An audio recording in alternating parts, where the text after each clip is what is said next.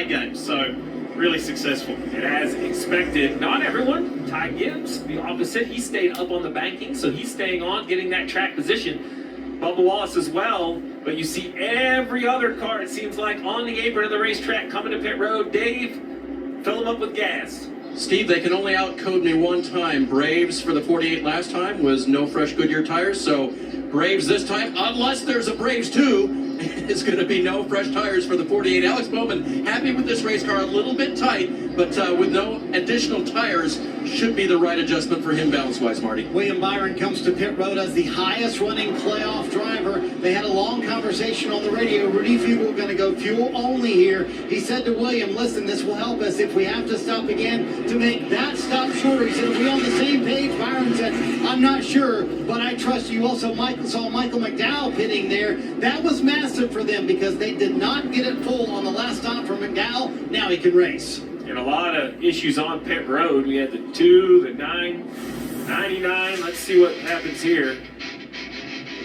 So Suarez is released. Oh boy. Logano comes in. Reddick is there. It's a traffic jam. Suarez got stuck. Watch this. Out comes Corey LaJoy. Chase Elliott's jammed in the middle. Ricky Stenhouse forced onto the grass.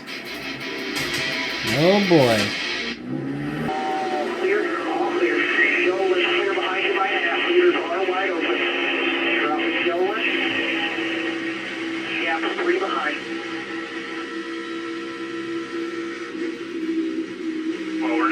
We're not saving much, but we can't give up tracks to nobody is. So that was great information. You heard Colin Presley, and there at the end was the crew chief of the 22, Paul Wolf. And he's looking at the data, says, well, we're not saving much, or not saving enough, but no one is. You can tell by the pace, and that's the cat and mouse game right here with 61 to go. I don't think everyone's showing their cards. We hear it on the radio. Some are a lap short, some are right on the number. I think that's all kind of a bunch of stories being told. I think the crew chiefs know what they have available, and most of them are probably feeling uncomfortable about it. But if you're the only guy saving gas, you're losing track position. So it's going to be interesting to see who decides to save gas more than the other with 61 to go. Little side slap there at 180 miles an hour between William Byron and Kyle Busch. 60 to go. Blaney, and then Truex is involved. 2 playoff drivers. Remember I was telling you about all the playoff drivers who had issues. Add 2 more to it. I think it's fortunate that that's all that happened in that. That could have been Busher huge. That was trying to get to the playoffs. And Chris Buescher, we were just talking about him earlier. St. Cobus in third. Harrison Burton up high. Noah Gragson's in there. Yeah, that's behind the accident. That's Shane Van Gisbergen in the wall, and Haley. Yeah, that's behind the accident. They were all slowing down. Here's the accident. The 12 of Blaney, the 17 of Buescher side by side. Oh, the 17 gets loose, comes right up the racetrack, catches the 12 of Blaney right in the left rear. The 12 comes down and catches the 19. A little bit like we saw with Kyle Larson, where when he got loose, he overcorrected. And honestly, he got saved by that car being on the outside of him. Yes. If he had to hit that car, he would have. Watch this. So Blaney's on the outside, gets loose. That slowed him down and made it so the back of the car hit the wall. That was a fortunate break for Buescher. Blaney was riding along. Watch this. He thinks everything's fine, and then all of a sudden, not fortunate for him. Yes. But, you know, and Truex behind it, he got caught up in it. One of the big winners in this is, look down to the left, Suarez.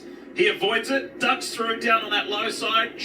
Yeah, the 20 zooms on by. 20 of Bell as well, to your point, Diff, right? Look at the 12 right here. Look at the 20 of Christopher Bell. They're banging in front of him, and he kind of sneaks by. How is that? Logano as well. Yeah. How is that not a bigger wreck? I mean, that was very fortunate. That wasn't a big one that took out about 10 or 12 cars.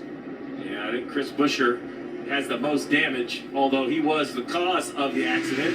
Take a look from Logano. He's going to sneak by on the flat. Watch this. And bang, he gets back in the gas. Buescher's driven his car to the garage, so his day is done. That's a big contact right there with Truex. You have to wonder if there's any damage on the right front. He hit him square in the wheel, it looked like. It's not the question for me is there any damage? It's how severe it is. Because I agree with you. There has to be damage as hard as he hit. You see right here, like the hood doesn't fit anymore. Right? That's that hood vent. That should seal all the way around it. It's not, which tells me that there's some sort of shift or wrinkle in the bodywork. You would think they would want to tape that down. The steel of that hood, very important. Hey, if there's no major damage on that Net Wizard Ford, a prime plating, that's a miracle. That's magic. Well, look where he got hit, right in the middle. Right in the middle of the door, between the left side tires. Be interested to see what he says about Jeff, how the car feels. Well, they know who can fix it. They got the right partner this week, that's for sure.